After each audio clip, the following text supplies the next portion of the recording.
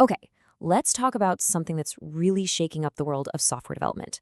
It's this new idea called vibe coding, and believe me, it's a huge shift in how we think about creating things. We're moving away from painstakingly writing every single line of code, and instead, we're starting to collaborate directly with an AI. So, what in the world is it? Well, think of it this way. With vibe coding, you, the developer, you're not a bricklayer anymore. You're the architect. You don't just tell the AI what to build, like, hey, make me a to do list. You also describe the vibe you're going for. Something like, make it playful and fun, or I want this to feel super minimalist and professional. The AI takes that high level direction and then it just handles all the nitty gritty details of turning that idea into actual working software. And this is a really important point from technologist Simon Willison. True vibe coding isn't just using an AI to autocomplete your sentences or type a little faster. No, it's about a whole new level of trust.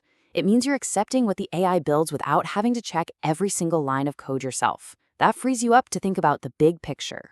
But of course, this new power is a classic double-edged sword. I mean, on one hand, it's promising unbelievable speed, and it's making software development accessible to way more people. But on the other hand, trusting an AI with all the details, well, that opens up some pretty serious new risks. All right, so let's get practical and see how this actually works by looking at a couple of the tools that are really leading the charge here. What's so interesting here is that you can already see this whole ecosystem branching out.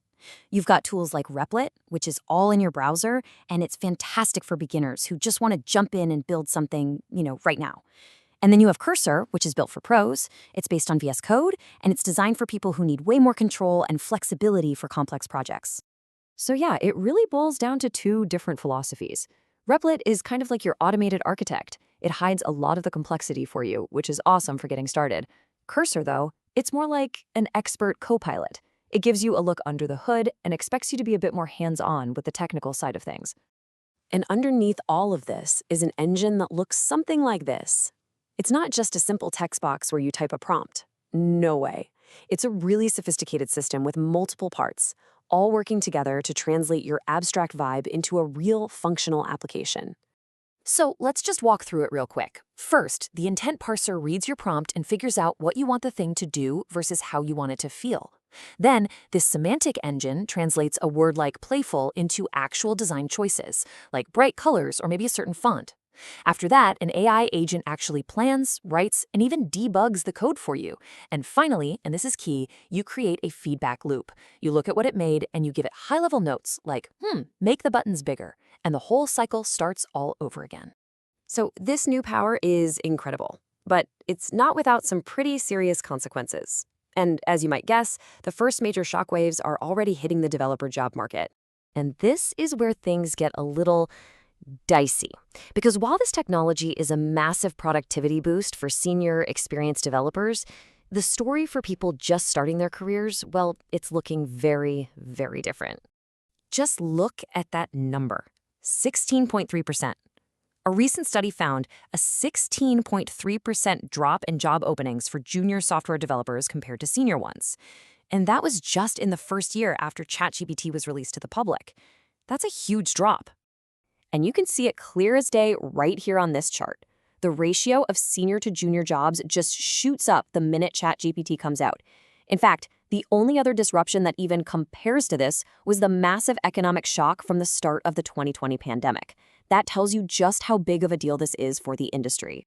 The researchers basically spelled it out for us. They're saying that companies are realizing that a lot of the routine tasks that used to be perfect for junior developers, the kind of work where you learn the ropes, can now just be done by AI. It's a classic case of new technology substituting for labor. And this part is absolutely fascinating. The shift isn't just that companies are posting fewer junior jobs. This data shows they are actually raising the experience requirements for the exact same job titles. A job that used to be entry-level now demands more years of experience, which basically raises the barrier to entry for everyone trying to get a foot in the door.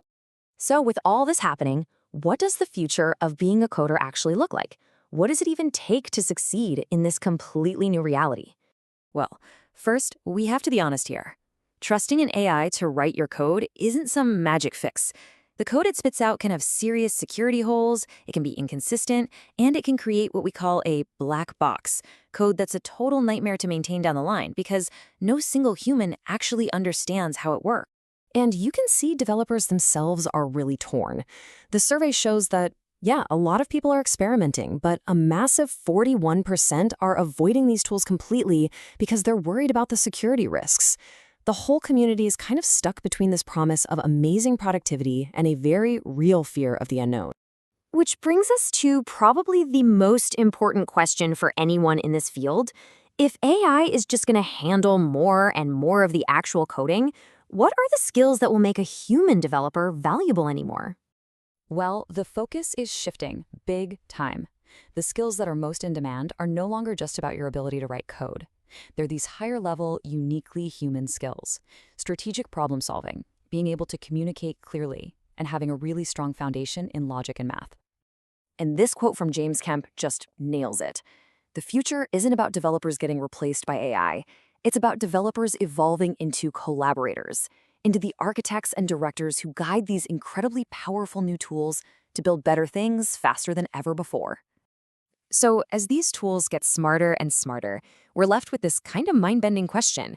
Is the future of building software really about just defining the intent, the goal, and the vibe, and then leaving the actual act of building entirely to our AI partners?